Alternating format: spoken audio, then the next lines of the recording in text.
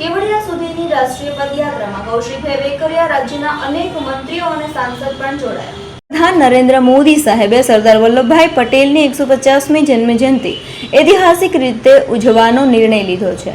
ત્યારે આ અવસર પર પ્રારંભ થયેલ કરમસદથી કેવડિયા સુધીની રાષ્ટ્રીય પદયાત્રા દરમિયાન યોજાયેલ સરદાર ગાથામાં મંત્રી કૌશિકભાઈ વેકરિયા, મંત્રી કુંવરજીભાઈ બાવળિયા, સાંસદ મનસુખભાઈ વસાવા, ધારાસભ્ય અક્ષયભાઈ યુવા મોરચા પ્રમુખ પ્રશાંતભાઈ કોરાટ સાથે સુરતથી જીતુભાઈ શેલડિયા સહિત યુવાનો મોટી સંખ્યામાં જોડાયા હતા.